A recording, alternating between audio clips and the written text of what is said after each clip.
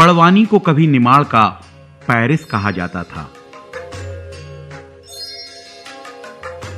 बाग बागीचे और तालाब बड़वानी की खूबसूरती की पहचान थे।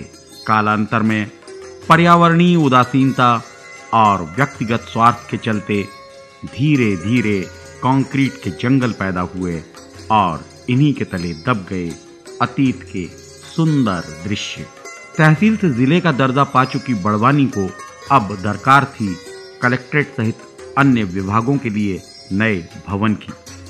इस हेतु चयनित जमीन वीरान बंजर पहाड़ियों के मध्य थी, जहां भवन तो बन सकते थे पर उसे हरा भरा करना चुनौतीपूर्ण कार्य था। इस चुनौती को स्वीकारा यहाँ के अधिकारियों और कर्मचारियों ने और श्रमदान के जरिए यहाँ के नज़ारे को बदल कर छोड़ा। श्रमदान का समय 1 या 2 घंटे नहीं होते थे, प्रातः 7 बजे से 11 बजे तक, और संडे और सैटरडे के दिन, छुट्टी के दिन भी हमने पूरे दिन काम किया।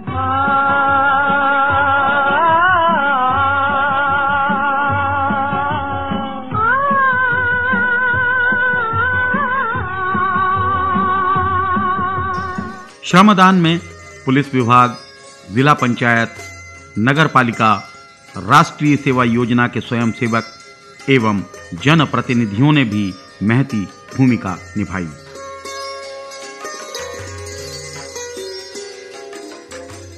पहले यहाँ पर उजाड़ था, अभी काफ़ी हरियाली हो गई है और इसको देख के ज़्यादा खुशी होती है, खुशी का सुकून मिलता है।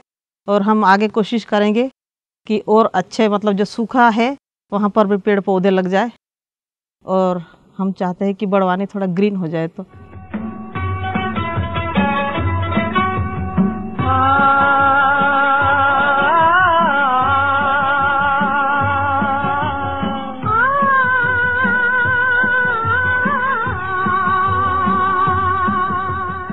पैंतीस एकड़ जमीन को उसकी भौगोलिक स्थिति के अनुसार ही यथावत रख पार्क और पौधरोपण की परिकल्पना कर तय किया गया कि कलेक्ट्रेट परिसर को धूम्रपान रहित व साफ रखा जाएगा।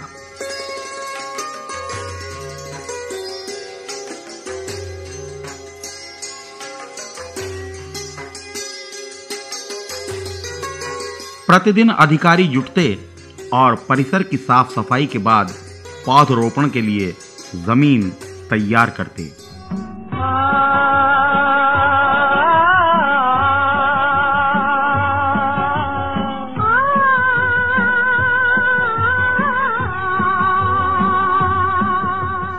श्रमदान के दौरान नालियों की साफ सफाई तक से किसी ने परहेज नहीं किया।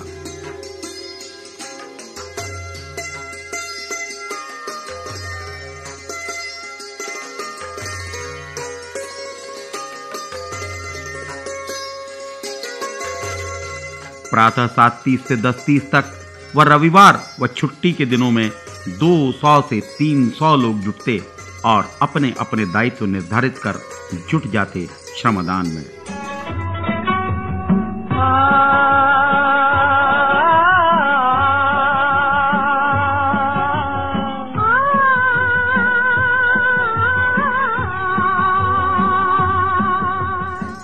दस 10,000 से अधिक नीम के रोपित पौधे अब युवा होकर लहलहा रहे हैं।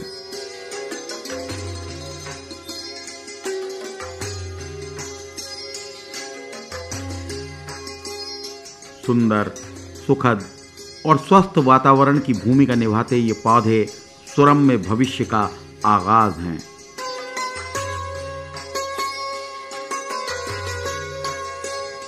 कलेक्ट्रेट परिसर के चारों ओर पहाड़ियों पर नीम ही नीम नजर आता है।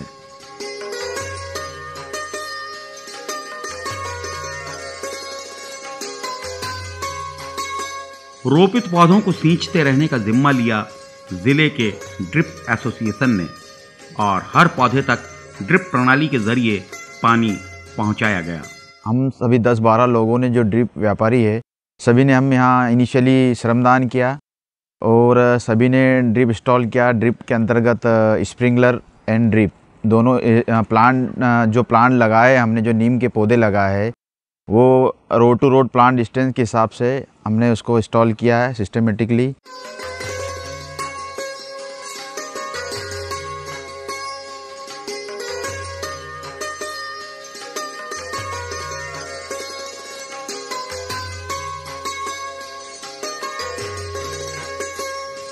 श्रम के परिणाम देख दानदाता भी आगे आने लगे। किसी ने ट्रैक्टर तो किसी ने टैंकर और किसी ने कल्टीवेटर की सौगात देकर अपना योगदान दिया।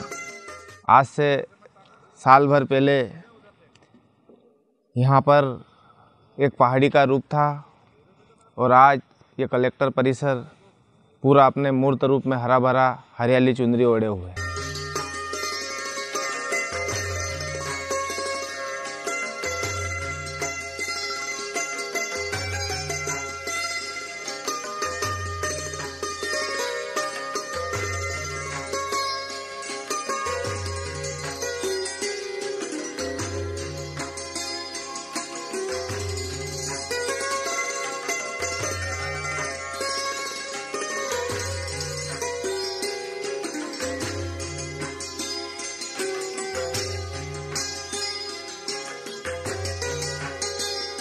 रोपित पौधों के अलावा अन्य स्थानों पर रोपित किए जाने वाले पौधे सुरक्षित रखे गए हैं, जो दानदाताओं से भी प्राप्त हुए हैं। ये नेट हाउस है और इसका मुख्य उद्देश्य यह है कि अधिक तापमान में किस प्रकार से जो है पौधों को बचाए रखें और यहाँ पर विपरीत परिस्थितियों में पौधा का उत्पादन किया जा सके, और जो हमारा जो बगीचा है उसमें पौधों को यहाँ से ले जा करके उसमें लगाते हैं।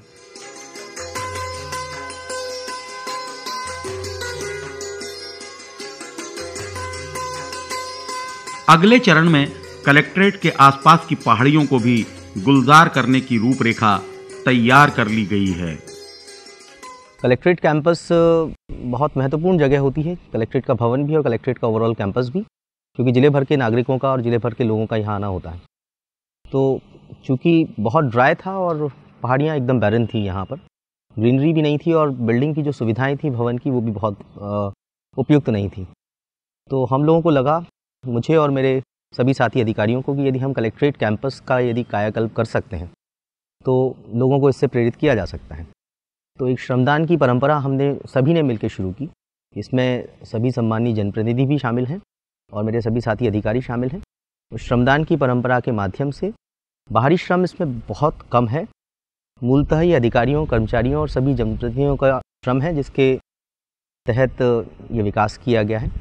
शुरुआत हम लोगों ने एक बहुत छोटे से पार्क से की थी, जनभागीदारी निधि का प्रयोग करते हुए। फिर धीरे धीरे इसमें लोग जुड़ते गए और बहुत सारे लोगों का मुझे सौजन्य भी इसमें प्राप्त हुआ। उदाहरण के लिए जिले की जो ड्रिप इरिगेशन सिस्टम के लिए जो एसोसिएशन है, उन्होंने हम लोगों की बहुत मदद की। कुछ प्राइवेट नर्सरी के लोग भी शामिल हुए इस पूरे प्रक्रम में। निर्माण विभागों से भी मुझे सहयोग मिला और आज हम देख पाते हैं कि एक बेहतर और एक स्वस्थ वातावरण कलेक्ट्रेट कैंपस का विकसित हुआ है और इसमें सभी की बहुत सहभागिता है। आज यहाँ पर आने वाले लोगों को न सिर्फ बेहतर लगता है, बल्कि एक सुखद माहौल में यहाँ के कर्मचारी भी काम कर पा रहे हैं।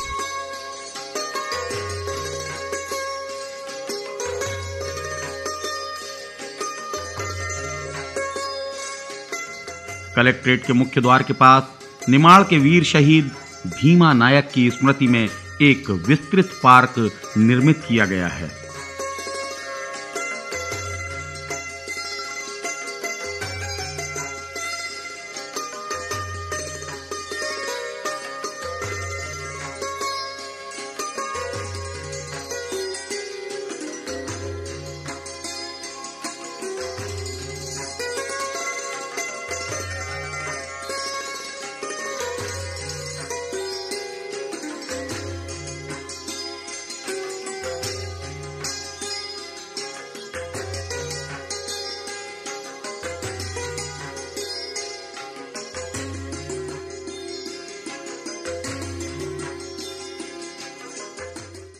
अपने श्रम से महकते बागीचे के मध्य चंद घड़ी सुस्ताते और दोपहर का भोजन करते कर्मचारी भी असीम आनंद प्राप्त करते हैं।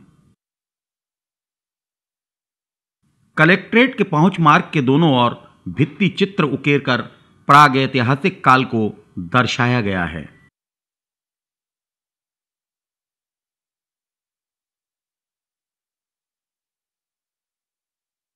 400 से अधिक प्रजाति के पौधों में फूलों के अलावा फलदार पौधे भी शामिल हैं।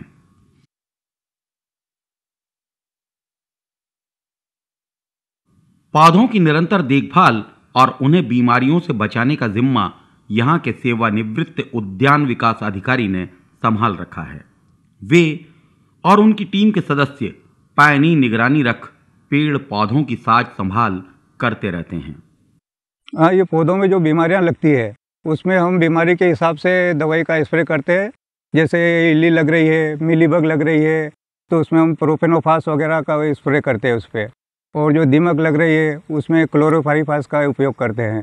इसमें जड़ों में भी डालते हैं हम क्लोरोफाइरिफास, और इसके लिए थीमेट आती है टेंजी, उसका उपयोग भी करते हैं, उसका छिड़काव करते हैं, भुरकाव करते हैं उसके ऊपर, तो दीमक नहीं आती उससे। और समय समय पर पानी वगैरह देना पड़ता है। यहाँ पर करीब साल भर से हम यहाँ देख रेख कर रहे हैं।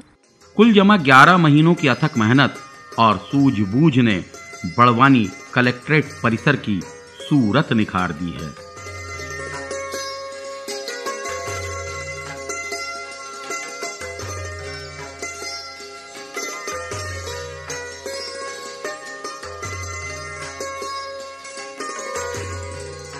सतपुड़ा की वादियों से उठती गर्म हवाएं अब शीतल झोंकों में तब्दील हो चुकी हैं।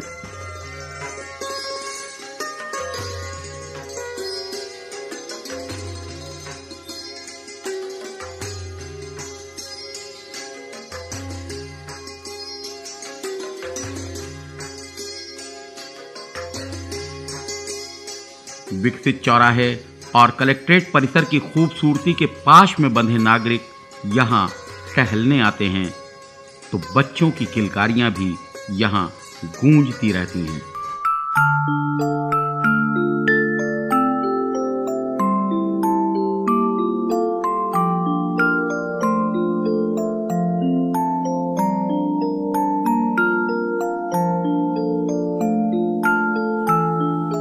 बाग विहीन हो चुकी बड़वानी में कलेक्ट्रेट के बागीचे बच्चों के लिए उल्लास की नई किरणें लेकर आए हैं।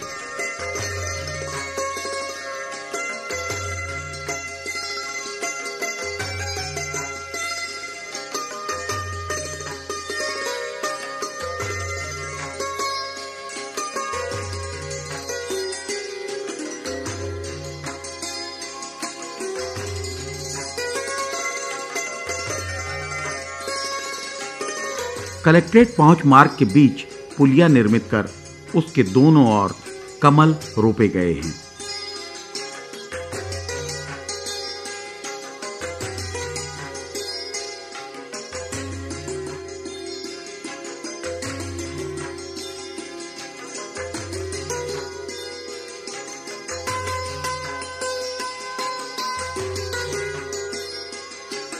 एक मिसाल है बड़वानी कलेक्ट्रेट का यह कायाकल्प। अनुकरणीय है यहां के लोगों का जज्बा। प्रणम्य हैं यहां के अधिकारी, कर्मचारी और जनप्रतिनिधि।